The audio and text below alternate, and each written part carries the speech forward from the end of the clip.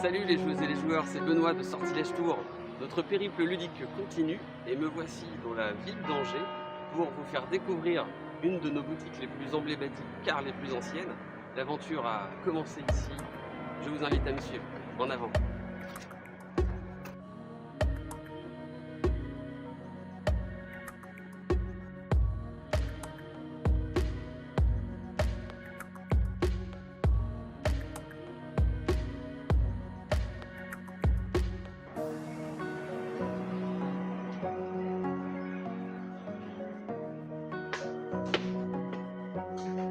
Bonjour les garçons. Salut Benoît. Salut Benoît. Vous allez bien? Bien et toi? Moi ça faisait longtemps que j'étais pas venu à Angers mais je suis ravi de vous retrouver. Nous aussi. Et j'ai plein de questions à vous poser. On est ravis de t'accueillir. Alors Stéphane, tu es responsable de la boutique d'Angers. Oui, c'est vrai. Mais avant, à quoi tu te destinais? Quelles étaient les études que tu suivais? Alors en fait, il faut savoir que moi, j'ai découvert le milieu du jeu il y a très longtemps, hein. J'avais une douzaine d'années, et en fait, avec un ami que je salue au passage, Alex, on a découvert un petit peu tout ça, et on s'est dit tout de suite, un jour, on voudrait trop vendre en fait des jeux comme ça. Et du coup, c'est très bête, mais on a commencé à orienter nos études vraiment dans l'optique d'ouvrir un magasin tous les deux. Et du coup, moi, je suis parti sur un bac économique et social à l'époque. Après, on s'est un peu perdu dessus avec mon pote, en fait. Donc, je suis parti sur du droit. Ça s'est pas très bien passé. Et puis, du coup, j'ai arrêté. Je suis arrivé en Terre-en-Joux, parce que je suis pas du tout d'Angers, hein. Il faut savoir que je suis arrivé là bien après. Et à la base, j'étais plus dans le nord de la France. Et du coup, j'ai commencé à faire un BTS Action Commerciale, en fait, juste après, ici. Alors en fait, quand je suis arrivé ici, comme je disais précédemment, j'étais pas de la région, en fait, donc je connaissais pas trop les établissements, etc. C'était pas facile de faire ce BTS, donc je l'ai fait par correspondance avec un organisme qui permettait de le faire. Et durant ce BTS, il y a des stages à faire, plus ou moins longs en fait, et il se trouve que la quasi-totalité de mes stages, je les ai faits au magasin Sortilège, qui était dans une petite boutique un petit peu plus loin à l'époque. Donc c'était des stages plus ou moins longs d'un mois, comme je disais. Le fait de le faire par correspondance, ça m'a permis aussi d'avoir du temps à côté. Donc en fin de troisième année, parce que j'ai fait en 3 ans mon BTS, on m'a proposé une dizaine d'heures par-ci par-là en fait. Et puis il a fallu que j'arrête, tout simplement parce que à l'époque il fallait encore aller au service militaire. Donc je suis allé à l'armée pendant 10 mois effectivement. Et à mon retour de mon service militaire, c'était donc en 2000, c'était en juin 2000, j'ai intégré définitivement l'équipe en tout cas jusqu'à ce jour, en juillet 2000. Donc ça fait plus de 22 ans maintenant que je suis dans la boutique Sortilège. Alors je fais un peu le même parcours que Stéphane sur le fait que j'ai commencé en stage ici, il y a très longtemps maintenant sur l'idée. J'ai fait un BEP, un bac pro et un BTS ici en alternance. Donc ça fait une quinzaine d'années que je suis avec l'équipe Sortilège.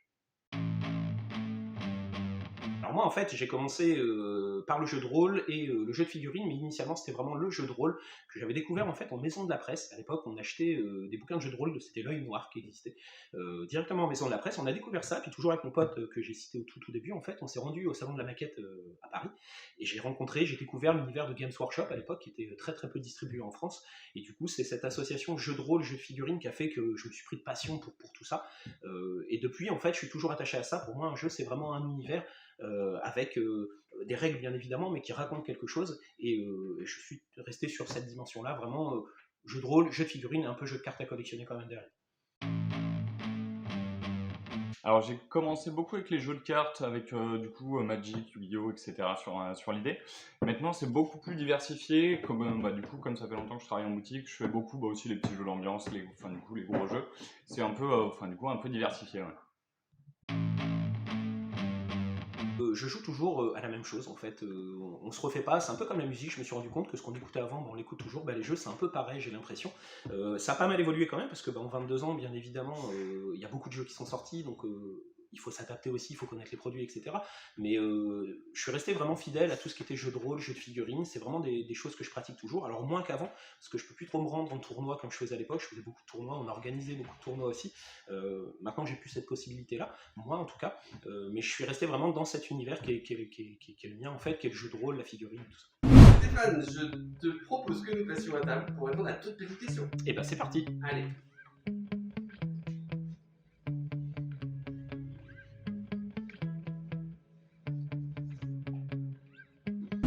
Eh bien Stéphane, peux-tu partager avec nous ta dernière claque ludique? C'est tout à fait possible. Moi en fait j'en ai 3, je vais essayer d'être assez rapide, il y en a 3. Donc comme je disais, Seigneur des Anneaux, qui est ressorti en fin d'année dernière, en l'occurrence, qui est un jeu de deck building, construction de jeux de cartes en fait, qui est très immersif, c'est quelque chose je suis vraiment attaché, comme je disais au début, univers du Seigneur des Anneaux, un vrai intérêt dans la construction des jeux, les images sont vraiment très très jolies, moi c'est quelque chose qui me parle beaucoup. L'autre claque ludique, on va dire, c'est la nouvelle gamme de peinture contraste, qui est nouvelle, elle est sortie il y a quelques temps, mais ils ont sorti des gammes de peinture, ils ont complété la gamme, on va dire, et je trouve que c'est une peinture qui est très intéressante parce qu'elle a 2 niveaux de lecture. Pour des débutants en fait, qui n'ont jamais touché une figurine de leur vie, mais qui aimeraient essayer, on peut avoir un résultat très très très rapidement, ce qu'on appelle le tabletop. Je pense à des joueurs qui font peut-être du zombicide, ou même des jeux plus récents comme Petit Pop, où il y a des personnages dedans, de plus en plus souvent on en trouve, et pour des peintres un peu plus confirmés, on peut vraiment aller beaucoup plus loin et avoir des résultats vraiment très très intéressants.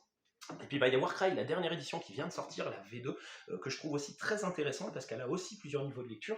Pour des débutants qui n'ont jamais fait de figurines, en fait, il y a peu de figurines, il y a une dizaine, une douzaine de figurines, on joue sur des plans de jeu, des tapis de jeu plus restreints, et du coup on va pouvoir commencer dans ce qu'on appelle le hobby sans avoir tout de suite beaucoup de choses à monter, à assembler, etc. Et évoluer dans le temps pour avoir du jeu égal, du jeu en campagne, voire même du compétitif, parce qu'il y a des tournois qui peuvent être organisés. Donc je trouve que c'est assez intéressant dans l'évolution du joueur. Ok, alors c'est dense, mais du coup on voit ton côté amour du Ah spécialisé. oui, bah je reste sur que le... je partage également. Eh ben, très bien. Stéphane, je te propose un petit défi ludique. Très bien. Tu es prêt? Oui. Ben, tu vas lancer un dé dans cette piste. Je vais faire un 1, comme d'habitude. C'est un 2. Dans un jeu à rôle caché, tu es généralement quel joueur? Le traître trop malin, l'innocent injustement sacrifié, ou alors le baratineur qui s'en sort toujours? Alors je dirais que je suis plutôt l'innocent, je suis pas trop... je sais pas, je vais jamais chercher trop loin, je me fais toujours griller quand j'essaye de mettre un plan en place, ça marche jamais, et puis j'ai du mal aussi à monter des plans qui vont balancer un peu les autres, voilà, donc je pense que je me fais souvent gratter à mon avis quand même, quoi. Donc tu es en train de nous dire que tu es mauvais loup-garou. Et je suis très mauvais loup-garou, je dirais pas que je sais pas bluffer, mais j'y arrive pas, enfin il y a un truc qui se passe pas bien. Ok. Stéphane, Oui. c'est le moment de nous raconter une petite anecdote peut-être. Alors, une anecdote, en 22 ans, j'en ai eu beaucoup, hein, j'ai vu passer beaucoup de choses, mais il y en a une qui m'a un peu plus marqué que les autres, effectivement. Il faut savoir que tout au début de Sortilège, historiquement, on vendait des produits qui étaient liés à l'imaginaire, donc on avait des livres d'illustration, on avait des cartes postales, et on vendait également des objets déco, comme des bougeoirs, des statues, des choses comme ça. Et on avait un crâne de dragon qui était exposé dans la vitrine, donc un gros crâne de dragon, comme ça quand même. Et j'ai des gens qui étaient rentrés timidement, on va dire, pas des habitués de la boutique, et qui m'avaient dit, mais excusez-moi, le crâne de dragon qui est dans votre vitrine, c'est un vrai. Et sur le coup, je m'étais un petit peu retenu, mais effectivement, non, ce n'était pas un vrai, bien évidemment. Voilà, quoi. Donc ça m'avait fait un petit peu sourire quand même. Je comprends. Les 30 ans de Sortilège, Oui. comment vois-tu les 30 années suivantes? Enfin, qu'est-ce qu'est pour toi ta boutique dans les 30 prochaines années? Alors dans la boutique, dans les 30 ans, ce que j'aimerais, ce que mon équipe aimerait aussi, parce que je l'associe aussi beaucoup à cette volonté, on va dire, c'est tout simplement avoir plus d'espace et plus de temps pour travailler comme on le souhaiterait. Le magasin, on est là depuis 22 ans maintenant, on voit qu'il y a beaucoup de jeux qui sortent, il y a beaucoup de projets qu'on aimerait porter, on aimerait qu'il y ait des tables de figurines qui soient sorties, des jeux qui soient exposés, et en fait pour moi l'objectif c'est dans 30 ans d'avoir... je ne vais pas citer d'enseigne, mais les grands magasins qu'on peut trouver tout autour de la place du Ralliement ou rue Le Neveu, qui ont des grandes surfaces qui permettraient justement de vous proposer à tout le monde, de vous accueillir dans de très bonnes conditions et toujours de continuer de travailler avec vous et de partager avec vous, comme je disais tout à l'heure. Stéphane, on fête un événement spécial d'ici quelques semaines. Est-ce que tu as trouvé ton cadeau? Alors oui, tout à fait, Benoît. En fait, je me propose d'offrir pour cette occasion, en fait, cet objet qui est à la fois un objet décoratif, on pourrait dire, mais surtout qui est quelque chose qui représente un personnage très emblématique des Terres Angevines, en l'occurrence, un personnage qui est très réputé comme étant bon en fait dans son domaine, en l'occurrence, c'était un homme de pouvoir et qui a beaucoup marqué la région effectivement par rapport au bâtiment qu'il a permis de faire construire, qui est reconnu comme étant un bâtisseur. Très bien, royal, Stéphane. Eh bien, il va rejoindre notre trésor dans ce lieu tenu secret. Et chers amis, si vous pensez avoir trouvé ce qui se cache dans ce paquet, n'hésitez pas à tenter de gagner un jeu dédicacé. Eh bien, mon voyage à Angers s'achève, mais le périple n'est pas terminé pour autant. Si vous voulez découvrir nos prochaines destinations jeux, je vous invite à nous suivre sur sortilège.fr et nos réseaux sociaux afin de découvrir non seulement nos boutiques, mais également toutes les surprises que nous vous avons concoctées pour nos 30 ans. Alors, à bientôt les joueurs et les joueuses.